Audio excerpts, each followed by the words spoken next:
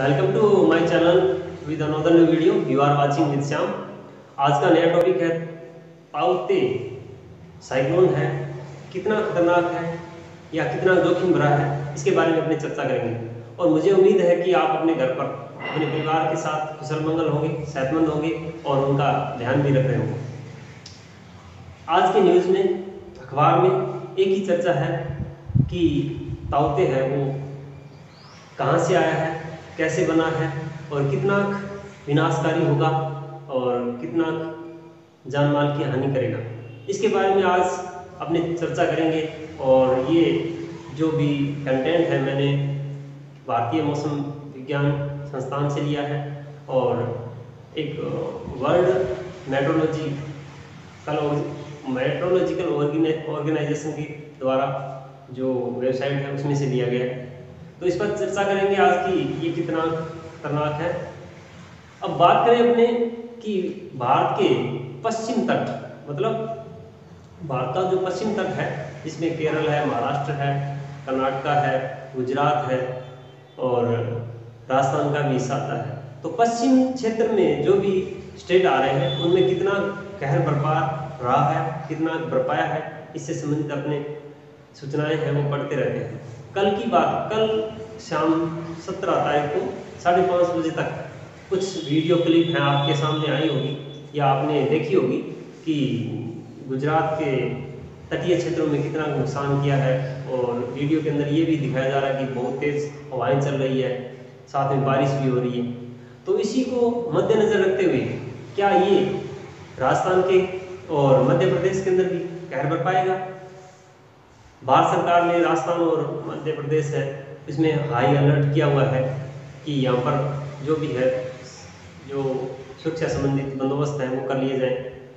कई जगह ये गाइडलाइन जारी की गई है कि जो भी अपने घरों पर एक तरह से छतों पर जो टेनें लगी हैं या जिनकी छतें क्या है कमज़ोर हैं मकानों की, या खेतों के अंदर जो सोलर प्लेट लगे हैं, ठीक है, उनको लेकर क्या है बंदोबस्त किए जा रहे हैं। यानी सोलर प्लेट है वो क्या होती है, एक साइड में तिरछी सूर्य के सामने रखी जाती है, तो उनको क्या पूरी तरह फ्लैट कर देना है, ऐसे समतल कर देना है ज़मीन के। तो उसको भी क्या है ज़रूरी है।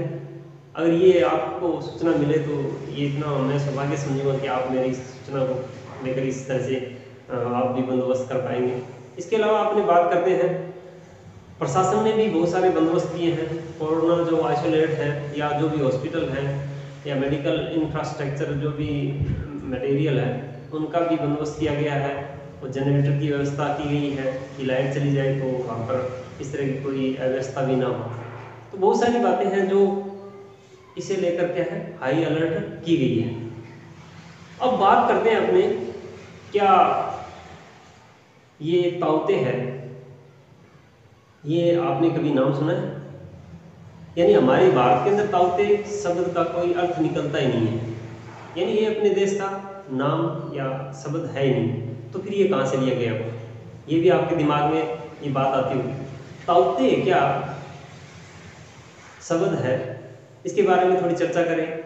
ये शब्द जो बर्मा देश से लिया गया है, यानी बर्मा देश मतलब म्यांमार है जो आजकल म्यांमार के नाम से जाना जाता है, लेकिन वहाँ पर क्या है बर्मी भाषा बोली जाती है। कौन सी भाषा? बर्मी। बर्मा के अंदर बर्मी भाषा बोली जाती है, लेकिन आज उसका नाम म्यांमार है, ठीक है। अब बर्मी के अंदर क्या होता है, जो ताउते हैं उसका नाम है गेको, यानी एक गेको नाम से लिया गया है। गेको को ताउते कहा जाता है, यानी आम बोलचाल के अंदर जो ताउते हैं उसको वहाँ पे गेको भी कहा जाता है। और गेको का मतलब क्या होता है, एक छिपकली का नाम है। मतलब यहाँ पे मैंने लिखा है gecko, gecko GECKO, GECKO, gecko. Gecko को वहाँ की आम बोलचाल में जो शब्द है वो ताउते कहा जाता है। और गेको एक छिपकली है। छिपकली एक फोकल टाइप होती है, मतलब बहुत ज़्यादा तीव्र आवाज़ में बोलती है। और ये इस तूफान की जो तीव्रता है उसी के आधार पर इसका नाम क्या है ताउते रखा है। और ताउते का मीन आप समझ गए होंगे गेको होता है, और गेको फोकल मतलब इसकी जो आवाज़ है वो ज़्यादा तेज़ है और ज़्यादा बोलती है, ठीक है। उसके बाद में अपने एक बेसिक क्वेश्चन सामने आता है कि ये आया क्या है, भारत के पश्चिम तट पर आया है, मतलब महाराष्ट्र है, केरला है, कर्नाटका है, गुजरात है, इस क्षेत्र में आया है। और बर्मा की बात करें ना तो बर्मा आप इतने समझदार होंगे कि बर्मा है वो क्या है, अपने पूर्वी क्षेत्र या पूर्वी भाग के अंदर आता है। भारत के पूर्वी भाग के अंदर क्या है, ये देश आता है।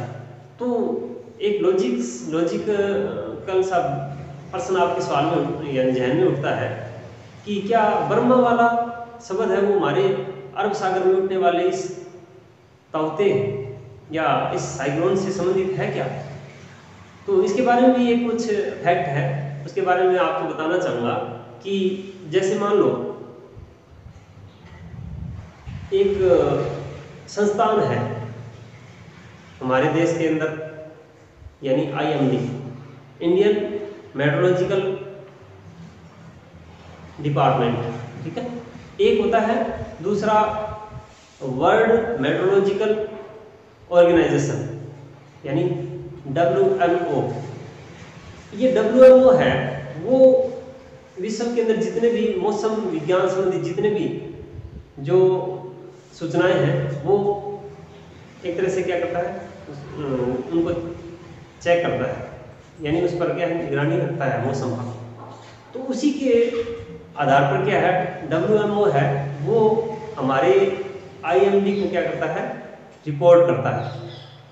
अब यहाँ पे बात आती है कि बर्मा वाला जो शब्द है ताउते, उसका नाम है वो इस साइक्लोन के साथ क्यों जोड़ा गया है।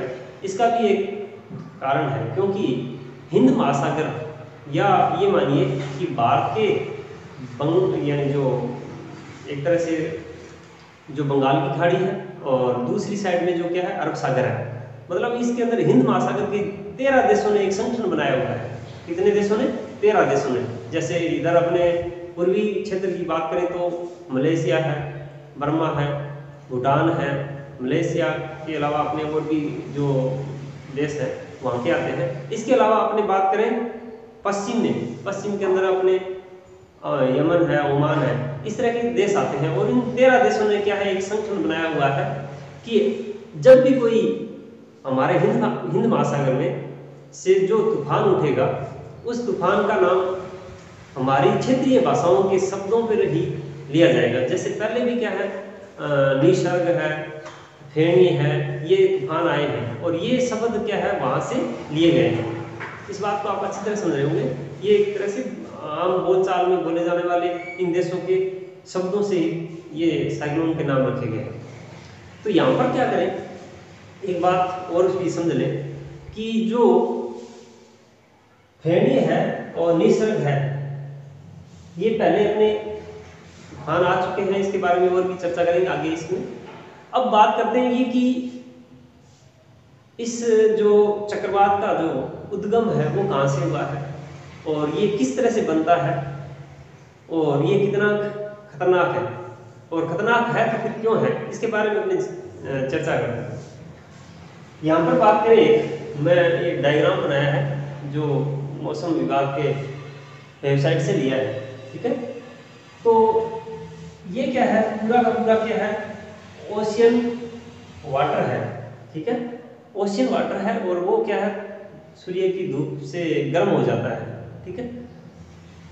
और यहाँ पर मैंने एक ये पूरा डायग्राम बनाया। तो डायग्राम में क्या है, एक साइक्लोन का जो भाग होता है उसको दिखाया गया है, उसको आई बोलते हैं और ये आई वाल होती है। आई मतलब साइक्लोन का आंख होती है, जहाँ से क्या है उसकी शुरुआत होती है। अब यहाँ पे आंख की बात करें तो यहाँ पर आंख है वो क्यों बनती है, इसका कारण है कि जैसे क्या सूर्य का प्रकाश किसी जगह पर पड़ता है तो वहाँ की वायु क्या है, गर्म हो जाती है, मतलब बहुत ज़्यादा गर्म होने के कारण वो हल्की हो जाती है। हल्की होने का कारण होता है कि वो फिर ऊपर की ओर उठती है, मतलब उसकी डेंसिटी है, उसका घनत्व है वो कम हो जाता है। कम होने की वजह से वो ऊपर चली जाती है। इसके बारे में थोड़ी सी पहले बात करें, यानी आम भाषा में समझने के लिए कि राजस्थान के अंदर क्या है, आम बोलचाल में जो साइक्लोन आते हैं, और छोटे छोटे साइक्लोन आपने कभी देखे होंगे, जैसे भूल्या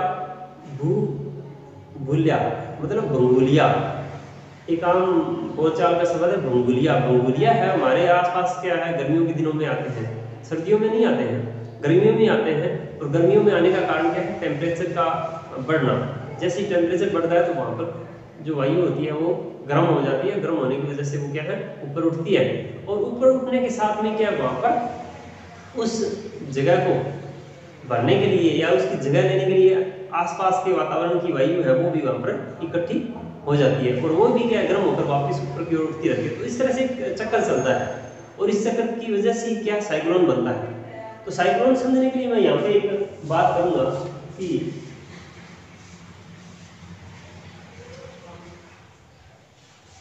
ये कोई अवदाब क्षेत्र है। अवदाब का मतलब निम्न दाब क्षेत्र, या बहुत ज्यादा गर्म हो गया, गर्म क्षेत्र है ये भाग क्या है, गर्म क्षेत्र है। गर्म क्षेत्र हुआ, और गर्म क्षेत्र होने की वजह से यहाँ की वायु है वो बहुत ज्यादा गर्म हो जाती है, और गर्म हो जाएगी तो वो क्या है, ऊपर की ओर उठेगी। ऊपर की ओर उठेगी तो वो इसके चारों तरफ, ये मान लो कि इसके चारों तरफ है, वो इस स्थान को भरने के लिए यहां पर आएगी। मतलब ये वाला जो क्षेत्र है, एक समझाने के लिए छोटे से बिंदु का लिया है, लेकिन बहुत बड़ा क्षेत्र होता है। तो ये गर्म हुआ, गर्म होने की वजह से यहाँ पर क्या है, टेम्परेचर बढ़ा, निम्न दाब बना। निम्न दाब बनने के साथ ही क्या है, ये हवा ऊपर उठ गई, और इस हवा का स्थान क्या है, दूसरी आसपास की हवा ले लेना चाहा। तो इस तरह से ये हवाएं क्या है, इसकी ओर तेजी से आती है, यानी बहुत तेजी से आती है। जितनी तेजी से ऊपर उठती है गर्म हवा, उतनी तेजी से ये हवा यहाँ पर उसका स्थान लेने के लिए आती है। अब ये स्थान लेती है तो यहाँ पे क्या है, एक इफेक्ट काम करता है। इफेक्ट कौन सा, कोरियोलिस इफेक्ट। कोरियोलिस यानी जो ज्योग्राफी पढ़ते हैं वो स्टूडेंट इसको अच्छी तरह से समझते हैं और जानते भी हैं कि कोरियोलिस इफेक्ट होता है या प्रभाव होता है, वो यहाँ पर पैदा होता है। अब कोरियोलिस प्रभाव की बात करें तो मान लो पृथ्वी क्या है, दो भागों में बंटी होती है। इस तरह से ये इसका मध्य बिंदु है, ठीक है, बीच का भाग है, और ये उत्तरी गोलार्ध है,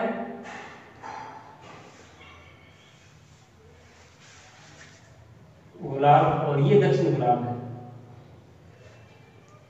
दक्षिणी गोलार्ध। अब यहाँ पे क्या है, उत्तरी गोलार्ध के अंदर जो भी होती है, इस तरह की जो स्थितियां बनती है ना, उसमें कोरियोलिस जो प्रभाव है उसमें, यानी हवाओं का रुख है ना, सीधे ले जाकर क्या होता है, अपने दाहिनी ओर इस तरह से मुड़ जाता है ऐसे। यानी ये हवाएं क्या करती है, सीधी ले जाकर दाहिने हाथ की ओर मुड़ जाती है। यानी इसके जब समीप आती है तो पूरी तरह से क्या है, दाहिनी तरफ या राइट साइड में मुड़ जाती है। ये भी राइट साइड में मुड़ जाती है, और ये भी राइट साइड में मुड़ जाती है। इस तरह से क्या है, ये हवाओं का रुख क्या है, सीधा लेकर इस तरह से होता है। तो ये क्या है, इस तरह से घूमती है, मतलब एंटी क्लॉकवाइज, यानी घड़ी की सुइयां है जैसे क्लॉकवाइज, ये ऐसे घूमती है क्लॉकवाइज। लेकिन इसका जो रुख होगा ना हवाओं का, ये हवाएं क्या करती है, ऐसे घूमती है, ऐसे, मतलब इस तरह से आती है ऐसे, और एक चक्र बनता है। और वो चक्कर क्या करता है, एक तरह से साइक्लोन, मतलब पूरी तरह से घूमती हुई एंटी क्लॉकवाइज से अपने को दिखाई देती है। तो वो होता है कोरियोलिस इफेक्ट। और यही क्या है, ताउते जो चक्रवात है उसमें ये बन रहा है, ठीक है। अब यहाँ पे बात करें, ये गर्म क्षेत्र है, और यहाँ पर क्या होता है, ताप और दाब का क्या है, एक संबंध होता है। आपने केमिस्ट्री के अंदर जो बायो के स्टूडेंट है उन्होंने पढ़ा होगा कि आदर्श समीकरण है, यानी PV बराबर nRT। तो यहाँ पे दाब है, प्रेशर है, और उसका साथ सहसंबंध होता है टेम्परेचर के साथ। यानी दाब और टेम्परेचर क्या है, एक दूसरे के साथ में ये सहसंबंधित होते हैं, और उसी की वजह से क्या है, ये निम्न दाब और हवाओं का आगमन है वो यहाँ पर होता है। तो यहाँ पे देखिए, अब यहाँ पर क्या है, ये निम्न दाब क्षेत्र बना, हवाएं ऊपर की ओर उठी, और यहाँ की जो ठंडी हवाएं हैं ये, वो यहाँ पर आती है, ठीक है, ऐसे आ रही है, तो मैंने इस चित्र में दिखाया। तो यहाँ से इस तरह इस आई या आई वॉल की तरफ आती है और हवाएं साथ में क्या ऊपर की ओर उठती रहती है। अब इनकी जगह फिर क्या दूसरी जो वायु है वो भी लेती रहती है, और इस तरह से ये क्या पूरी तरह से साइक्लोन है वो चलता रहता है, ठीक है। अब यहाँ पे बात करें दक्षिणी गोलार्ध होता है ना, उसमें जो साइक्लोन की जो डायरेक्शन होगी या दिशा होगी ना, वो क्या होगी, क्लॉकवाइज होगी। इसमें तो क्या होगी, उत्तरी गोलार्ध में तो एंटी क्लॉकवाइज होगी, ऐसे इधर घूमेगी, ऐसे घूमेगी। और दक्षिणी गोलार्ध के अंदर जो साइक्लोन की जो वायु की दिशा है वो क्या होगी, क्लॉकवाइज होगी, इस तरह से ये क्लॉकवाइज होगी, क्लॉकवाइज, यानी वो एंटी क्लॉकवाइज होगी और ये क्लॉकवाइज होगी। इसको अपने एंटी क्लॉकवाइज कहते हैं। इस बात को आप अच्छी तरह समझोगे, क्लॉकवाइज और एंटी क्लॉकवाइज। ये साइक्लोन में चलता रहता है, दक्षिण गोलार्ध में और उत्तरी गोलार्ध में है, उनकी दिशा है वायु की वो क्या हो जाती है, अलग अलग हो जाती है। अब यहाँ पर बात करें, ये आई है, जो आई का मतलब जो उसका आंख है, मतलब जहां से वो जनरेट हुआ है या जहां से शुरुआत होती है इसकी साइक्लोन की। तो ये ताउते जो साइक्लोन है जहां से शुरू हो रहा है, वो जहां भी जिस तट पर टकराएगा उसको बोलते हैं अटैक, यानी साइक्लोन का अटैक। और वहां पर जितनी तीव्रता से टकराता है या जहां पर जब टक्कर होती है वहां पर बहुत ज्यादा विनाश होता है। और यहाँ ये मानिए कि उसके सामने जितनी भी वस्तुएं आती है वो उसके साथ में क्या है, ऊपर तक उठ जाती है। यहाँ तक कि कई बार तो 2006 के अंदर आया था एक बार इस तरह का साइक्लोन, और उसमें गुजरात है या कई जगह जो इस तरह से आई ने अटैक किया था। तो वहाँ पर क्या है, जो 3 व्हीलर होते हैं या छोटे बड़े जो पेड़ होते हैं उनको उखाड़ के क्या है छतों पर ले गया, यानी ऊपर तक क्या है उठाकर ले गया था। और जो एक तो वो ऐसा था, मेरे दिमाग में ये बात आज भी है कि टेम्पो था और वो किसी की छत पे पड़ा मिला था। तो देखिए कितना भयंकर होता है, यानी एक टेम्पो में कम से कम 8-10 क्विंटल वजन होता है, उसको भी उठाकर ले गया। और बहुत सारे पेड़ हैं वो उखड़ जाते हैं और उस साइक्लोन के साथ में उस आई क्षेत्र में से क्या ऊपर की ओर उठते रहते हैं और वो कहीं पर गिरते हैं तो नुकसान भी पहुंचाते हैं।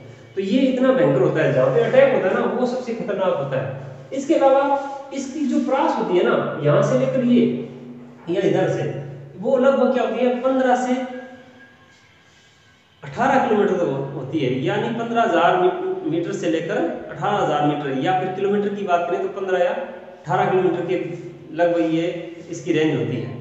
तो जैसे जैसे ये ताउते साइक्लोन है वो चल रहा है, सबसे पहले अपने ये बात करें तो कहाँ से उठा था, ये लक्षद्वीप के ऊपर से उठा था। अपने भारत के जो लक्षद्वीप है वो कहाँ पर है, आपको ये भी पता होगा, दक्षिण जो पश्चिमी तट है वहाँ पर अपने लक्षद्वीप है, वहाँ से सूर्य की तेज गर्मी के कारण क्या है वो साइक्लोन बनता है और धीरे धीरे ये क्या है अपने भारत के पश्चिम तट की ओर आ रहा है।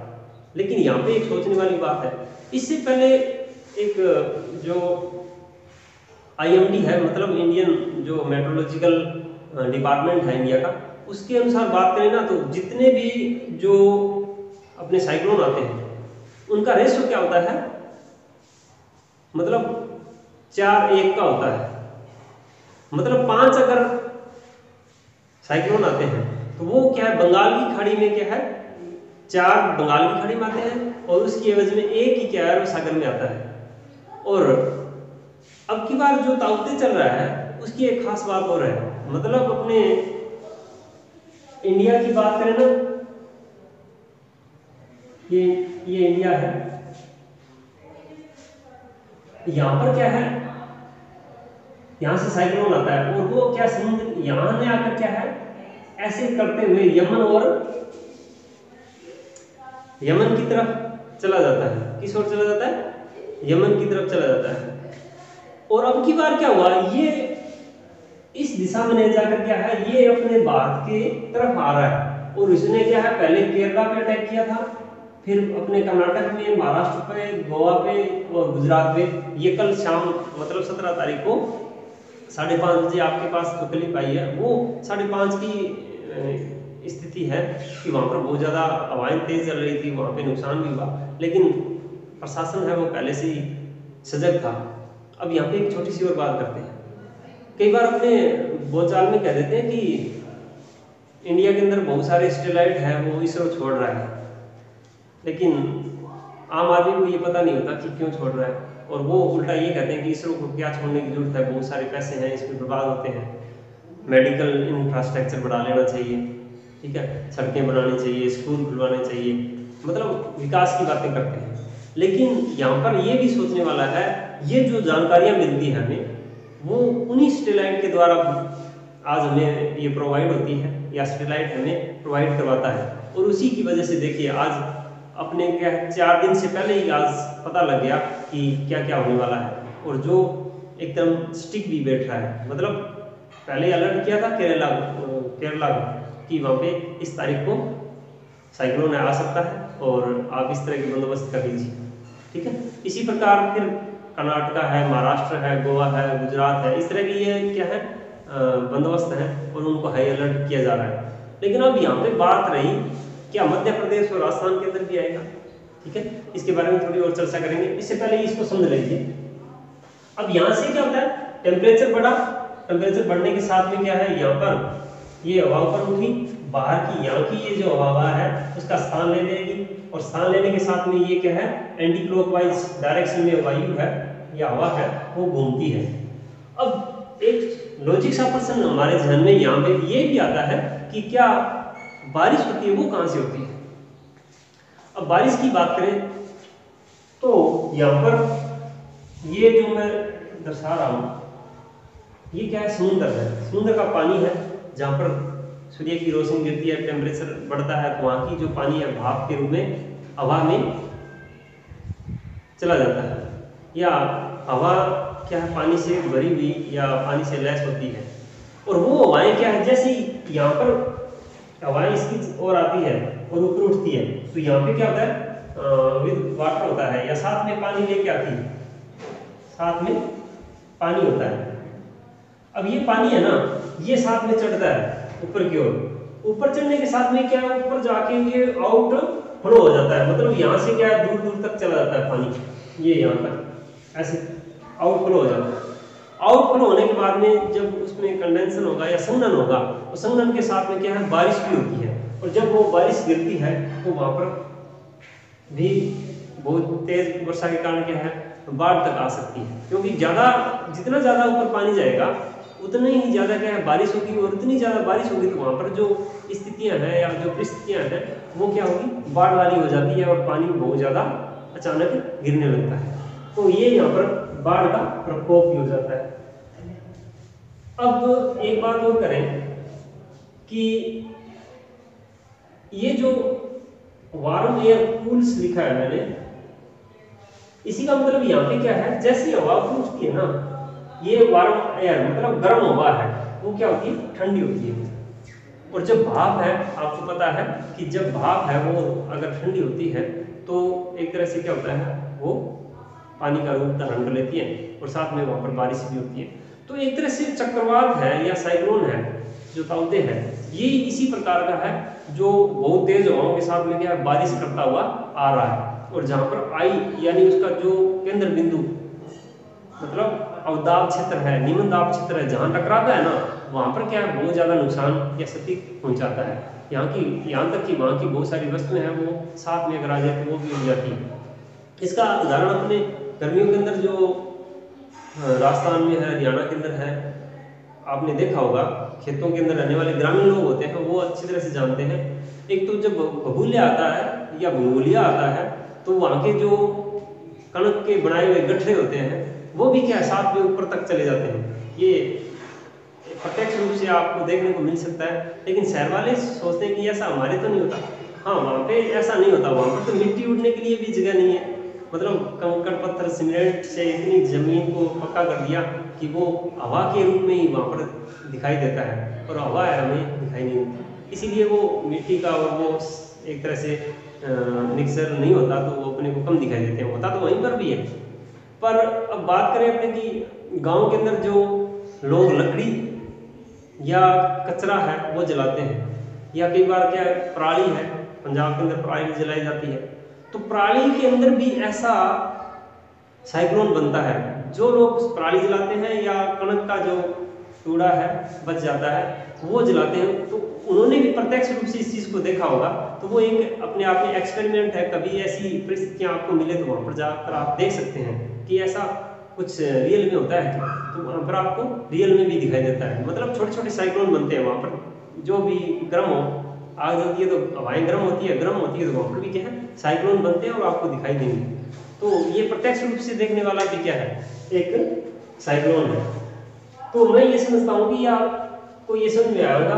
और यहाँ पे WMO की बात करें ना, WMO क्या है, एक वर्ल्ड मेट्रोलॉजिकल ऑर्गेनाइजेशन है, उसकी स्थापना है वो कब की गई, 23 मार्च 1950 को हुई थी। कब हुई थी, 23 मार्च 1950 को। और IMD है, इंडियन मेट्रोलॉजिकल जो डिपार्टमेंट है, उसकी स्थापना है वो कोलकाता के अंदर हुई थी। और कब हुई थी, वो 15 जनवरी 1875 को हुई थी। मतलब 15 जनवरी 1875 को हुई थी, ठीक है। और उसमें क्या है, एक अभी भारतीय जो मौसम विभाग है उन्होंने 145वां उसका स्थापना दिवस भी मनाया था। तो बातें करें ना तो साइक्लोन की बहुत सारी और भी है जो मैं आपको इस चित्र के द्वारा समझाना चाहूँगा। अभी एक बार इसको मिटा दूंगा।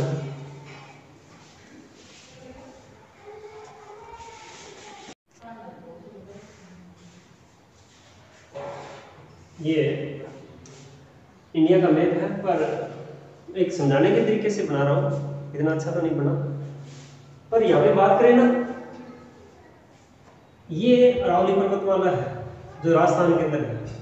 यहाँ की क्या है, अरावली पर्वतमाला है जो राजस्थान में है। और इसकी स्थिति क्या है, पश्चिम उत्तर और दक्षिण पश्चिम में है, मतलब इस तरह से है। और यहाँ से अपने बात करें, ये साइक्लोन है, लक्षद्वीप से चला था, पहले यहाँ से अटैक किया था यहाँ पर केरला के अंदर, केरला से फिर कर्नाटका में, कर्नाटका से महाराष्ट्र में, और महाराष्ट्र से होते हुए ये क्या है इस तरह गुजरात में, ठीक है।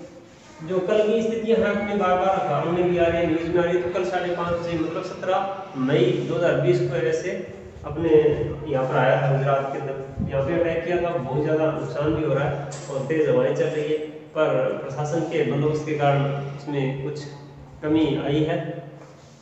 तो अब यहाँ से ये क्या करेगा, यहाँ से निकलेगा और अपने राजस्थान के अंदर, ये राजस्थान है और ये विंध्याचल पहाड़ियाँ हैं जो यूपी के अंदर है, सॉरी MP के अंदर है। और ये विंध्याचल है, सतपुड़ा, विंध्याचल और सतपुड़ा, विंध्याचल और सतपुड़ा। अब यहाँ से क्या है, इसके समांतर चला जाता है, समांतर जाएगा तो काफी हद तक हवाएं है वो अंदर तक जाएगी, ठीक है। और इसके साथ में यहाँ पर भी, इन पहाड़ियों के साथ साथ में यहाँ पर भी क्या है, जो हवाएं हैं, बारिश है, वो भी यहाँ पर आएगी। तो इसीलिए प्रशासन ने यहाँ पे हाई अलर्ट किया है कि कोई जान माल की हानि ना हो, कोई ज्यादा नुकसान ना हो। तो इससे पहले क्या बंदोबस्त कर लिए गए हैं। लेकिन यहाँ पे एक बात सोचने वाली है, जब भी क्या है साइक्लोन चलता है, मान लो ये अपने साइक्लोन की बात करें तो यहाँ से मान लो चला था और यहाँ समुद्र है, और समुद्र के अंदर क्या है, ये चलता रहता है और धीरे धीरे आगे की ओर बढ़ता है। मतलब जहाँ पे साइक्लोन की जो डायरेक्शन होती है वायु की, वो बहुत तेज होती है, लेकिन यहाँ से यहाँ तक आने में समय लेता है। वो उसी रफ्तार से या उसी वेग से नहीं बढ़ता जिस तरह से जो वायु की डायरेक्शन होती है साइक्लोन के अंदर। वो चलने की गति और साइक्लोन में वायु की गति होती है, उसका कुछ फर्क होता है। यानी एक जगह से दूसरी जगह दूरी अगर वो कवर करता है तो उसमें 11 किलोमीटर प्रति घंटा की रफ्तार से करता है, ठीक है। और जो साइक्लोन की जो वायु है या हवाएं हैं, वो जो रफ्तार होती है वो क्या होती है, लगभग इस ताइते की बात करें ना तो ये लगभग क्या है 118 से लेकर क्या है 220 तक इसकी जो वायु की गति है वो है, ठीक है। तो गति बहुत ज़्यादा तेज होने के कारण क्या है, ये कहर भी ज़्यादा बरपा रहा है। तो यहाँ पे बात करें जो फ्लैट है, यहाँ समुद्र से चल रहा है तो वहाँ पे उसकी गति बहुत ज़्यादा है। लेकिन जैसे जैसे जो अवदाब क्षेत्र होता है या उसकी आयु होती है, उसके क्षेत्र, उसके रास्ते में जो भी अवरोध आते हैं, तो उसके कारण क्या है, उसके जो साइक्लोन के प्रभाव में क्या आती है, कमी आती है। क्योंकि ये भूगोलीय होते हैं तो उसमें देखा होगा कि जब अगर वो फ्लैट जगह होती है तो वहाँ पे बहुत तेजी से घूमता है, लेकिन जैसे ही उसके सामने क्या है अवरोध आ जाता है, या कुछ लोग क्या करते हैं बहुत बड़ा कोई सामान फेंक देते हैं उसके अंदर, या कोई सामान आ जाता है या पेड़ आ जाते हैं, तो वो क्या धीरे धीरे क्या खत्म हो जाता है। तो इसी तरह से ये भी क्या है साइक्लोन की जो रास्ते में है बहुत सारे अवरोध आते हैं, पहाड़ आ जाता है या जो भी भूमि का क्षेत्र है वो आ जाता है, तो वहाँ पे उसका क्या है जो प्रभाव है घूमने की जो वायु की गति है उसमें कमी आ जाती है और उसका प्रभाव धीरे धीरे कम हो जाता है। तो अपने राजस्थान गुजरात से लेकर राजस्थान तक आएगा तो इसका प्रभाव है उनके अनुसार बताए अनुसार क्या है बहुत कम हो जाएगा। तो सबसे ज़्यादा जो तटीय क्षेत्र होते हैं ना उससे ज़्यादा ये नुकसान करता है या नुकसान कर पाता है। तो यहाँ से नुकसान काफ़ी किया है और आपने बहुत सारी फोटो हैं या पिक्चर हैं वो क्लिपें देखी होगी।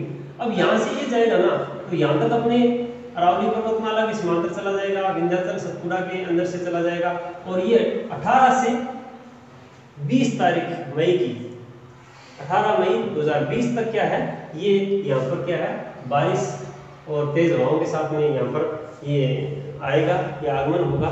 ये हमारे क्या है IMD मतलब इंडियन मेट्रोलॉजिकल डिपार्टमेंट की ये सूचना है या एक तरह से बताया गया है किस तरह से ये हमारे यहाँ पर आएगा। ठीक है, अब इससे पहले बात करें ना तो अरब सागर के अंदर क्या है 4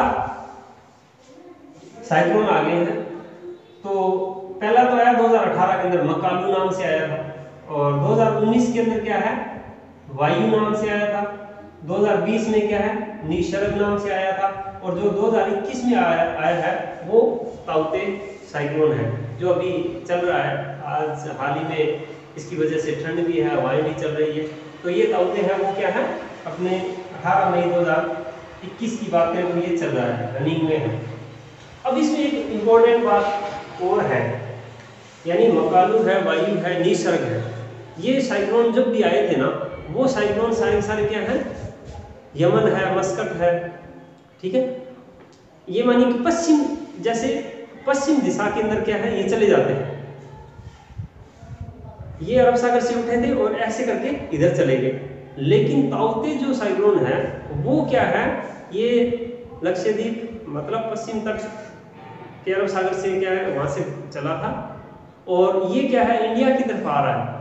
लेकिन अभी तक जो भी जितने भी जानकार हैं या साइंटिस्ट हैं मौसम विभाग के वो कहते हैं कि इसका कारण है वो वार्मिंग के कारण है, या ग्लोबलाइजेशन वार्मिंग या वैश्वीकरण तापमान के कारण है।